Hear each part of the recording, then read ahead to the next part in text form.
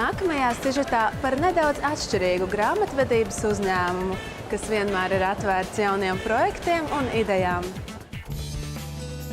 Grāmatvedības uzņēmums Tro Padome dibināts pirms 10 gadiem, kad uzņēmuma īpašniece nonāca pie sajūtas, ka laiks strādāt sev, nevis citu labā. Tādējādi pamatot lielu uzņēmumu darba vietu un metoties jaunā izaicinājumā, dibinot uzņēmumu, kuram šodien jau ir stabils klientu loks. Uzņēmums nodarbojas ar grāmatvedības un audita pakalpojumiem, nodokļu optimizācijām, konsultācijām un arī ar coachingu, kas ir personības attīstība, ejot uz konkrētiem mērķiem. Kompānijas ideja radās tad, kad es strādāju pati pa grāmatvedību, strādāju lielā uzņēmumā, un 5 gadu laikā es sapratu, ka es noteikti varētu nodibināt kaut ko savu. Es sapratu, ka es varu gan nopelnīt daudz vairāk, gan sabiedrībai iedot kaut ko daudz lielāku nekā, ko es strādāju tur tā kā galvenā grāmatvede. Un tā arī radās ideja. Tā es nodibināju 10 gadus atpakaļ, šogad būs 10 gadi manam uzņēmumam.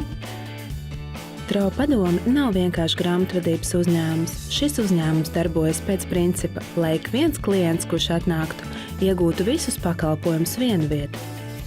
Uzņēmums vadās pēc principa vienmēr teikt jā vārdu un tad meklēt risinājumus, kā to izdarīt un kā klientam palīdzēt.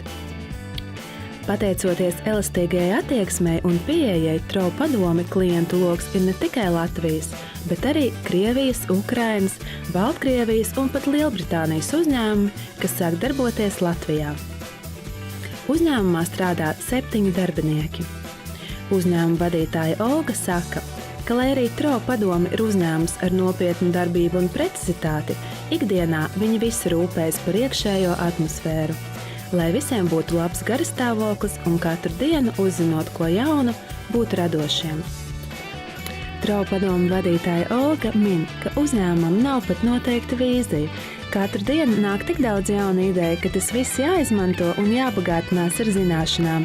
Tāpēc neviens nezina, cik kompānija būs liela un ar kādiem pakalpojumiem bagāta jau dažus gadus vēlāk.